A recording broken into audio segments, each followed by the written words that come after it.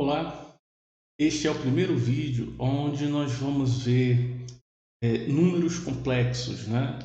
Aqui vai ser uma série de vídeos, tá?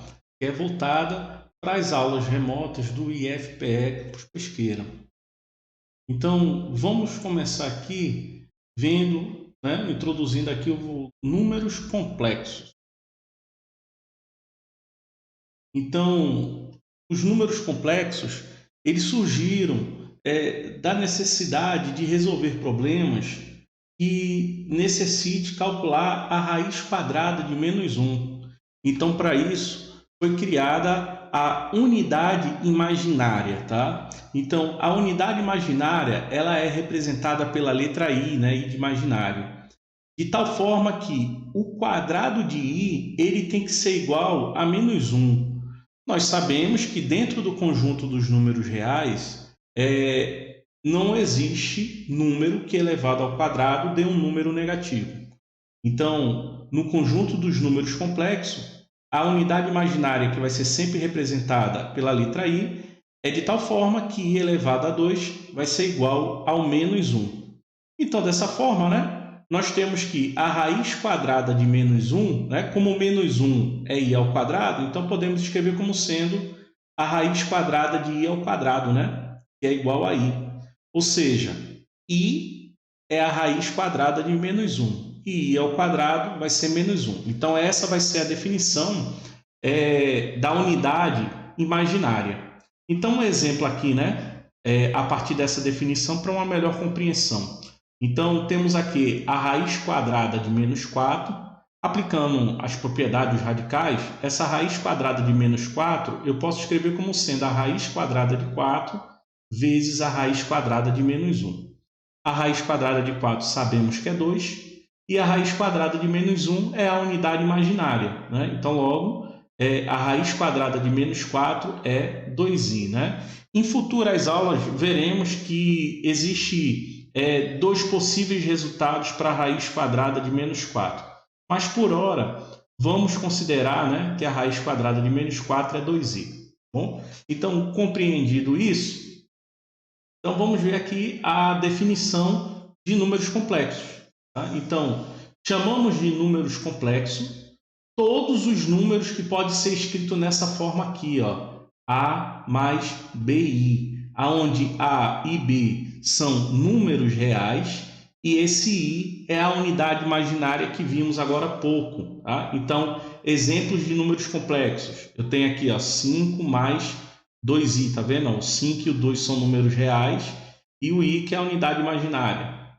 Raiz quadrada de 2i, tá? Então, quando escrevemos assim, raiz quadrada de 2i, isso aqui ele também poderia ser representado como sendo 0 mais raiz quadrada de 2i, ok? E aí ele fica só dessa forma aqui que vocês estão vendo. Então, a partir, né, esse aqui o 0, né, a gente não precisa escrever, então fica só a raiz quadrada de 2i. Um outro exemplo aqui, ó, menos 5 menos 2i sobre 3, tá vendo? Ó? Então, tem aqui o menos 5, que é um número negativo inteiro, né? E o menos 2 terços, que é um número racional. Temos aqui também só o número 8. O número 8 é um número real, né? E ele também é um número complexo, porque esse 8 aqui, ele poderia ser escrito como sendo 8 mais 0i, né? Então, 0 vezes qualquer outro número vai dar sempre 0. Então, por isso que fica só sendo o número 8. Então, veja que com essa ideia desse exemplo do número 8, é possível então perceber que os números reais também são números complexos, tá? Porque todo número real dessa forma pode ser escrito assim na forma de A mais BI. Tá? Então, assim, nós definimos aqui o conjunto dos números complexos. Tá? Então, o conjunto dos números complexos, que ele pode ser representado por essa letrinha C aqui que vocês estão vendo, ele vai ser C igual, né? Ou seja, todo número na forma A mais BI, né? Então, todo número que pode ser escrito dessa forma, de tal forma que A e B são números reais. Tá? Então, isso aqui é uma formalização. E aqui é uma forma da gente visualizar, né? O conjunto dos complexos, tá? Então, temos aqui o conjunto dos complexos, bom? aqui de verde, né, limitado aqui, é o conjunto dos números reais. Depois temos os números racionais, os números inteiros e os números naturais. Ou seja, todos os números que vocês estudaram até aqui, né, na matemática escolar até aqui, são números complexos, tá? Sendo que eles têm seus casos particulares. Então, existem números complexos que não são reais, né? A exemplo é essa raiz quadrada de 2i, que não é um número real, tá? Porque ele tem a unidade imaginária aqui. Bom? Bom, e aí seguindo temos a forma algébrica dos números complexos. Então, a expressão que nós vimos agora, né, A mais BI, nós chamamos, né, de forma algébrica dos números complexos. No decorrer das aulas, né, dessa série aqui, vocês vão ver que existe a forma trigonométrica de números complexos, tá? Então, essa aqui é a forma algébrica, também conhecida como forma apolar também, tá? Então, A mais BI. Esse A, ele é chamado de parte real do número complexo. E o B, ele é chamado de parte imaginária. Então, dessa forma, temos aqui, né, que 5 mais 2i. O 5 ele vai ser a parte real e o 2 é a parte imaginária. No número aqui, ó, menos 5 menos 2i sobre 3, né? O menos 5 é a parte real e o menos 2 terços é a parte imaginária. Raiz quadrada de 2i, né? A gente pode escrever dessa forma aqui, ó, 0 mais raiz quadrada de 2i. Então, nesse caso aqui, o 0 é a parte real e a raiz quadrada de 2 é a parte imaginária. E, por fim, o número 8, né? A gente pode escrever ele como sendo 8 mais 0i, onde 8 é a parte real e 0 aqui vai ser a parte imaginária. Tá? Então, entendido aqui o que é a forma algébrica dos números complexos, nós temos o seguinte, que o número complexo onde a parte imaginária é igual a zero, ele é chamado de número real. Então, exemplo aqui é o número 8. O número 8 aqui, ele é um número complexo, claro, mas ele é também chamado de número real, porque a parte imaginária dele aqui é zero. Então, todos os números do conjunto dos números reais é um número real, porque a parte imaginária vai ser sempre zero. Tá? Um número complexo com parte imaginária diferente de zero, eles são chamados de números imaginários. E aí o exemplo são todos os outros, né? Então, a parte imaginária, como não é zero, então temos que 5 mais 2i é um número imaginário, menos 5 menos 2i sobre 3 é um número imaginário, a raiz quadrada de 2i também é um número imaginário, tá bom? Então, se a parte imaginária for diferente de zero, independente do valor que tiver na parte real, o número ele pode ser chamado de imaginário. Tá? E aí um caso particular é que se um número imaginário tiver parte real igual a zero, ele é chamado de imaginário puro. E exemplo de um imaginário puro é a raiz quadrada de 2i, porque a parte real dele é zero. Tá? Então, a raiz quadrada de 2i ele é um imaginário puro. Já 5 mais 2i não é um imaginário puro, porque a parte real não é zero. E o menos 5 menos 2i sobre 3 também não é imaginário puro, também porque a parte real não é zero. E aí agora vamos ver alguns exercícios, né? 2 exercícios que eu trouxe aqui, que é para fixar bem o conhecimento, né? Então, a primeira questão ele diz: determine o valor de x para que os números complexos, né? 5 terços menos 2x menos 1 seja real. Então, para que esse número aqui ele seja real, né? Esse número aqui, isso quer dizer que a parte imaginária dele tem que ser igual a zero. Então, a gente precisa identificar quem é a parte imaginária, né? E a parte imaginária é exatamente a parte que não multiplica o número com a unidade imaginária i. Então a parte imaginária vai ser menos 2x menos 1.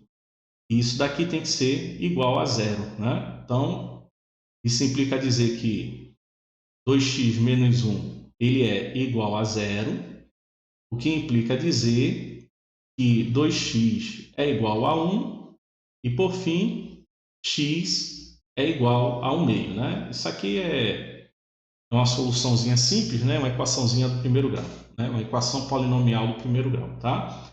Então, se x for igual a 1 meio, a parte imaginária vai ser zero, e aí esse número vai ser apenas 5/3, que é um número real. Questão 2.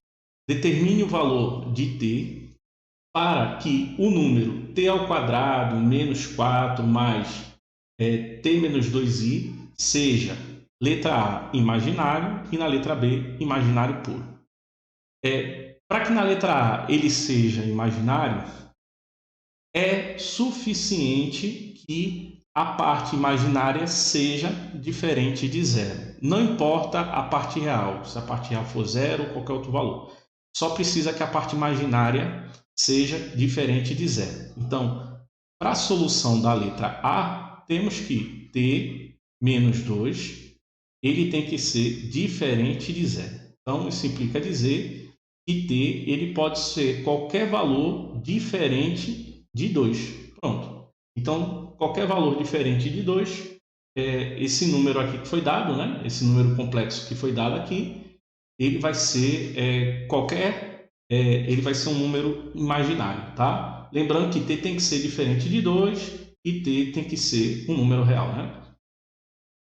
Letra B, ele tem que ser um imaginário puro. Então, para ser um imaginário puro, a parte imaginária tem que ser diferente de zero e a parte real tem que ser zero, tá?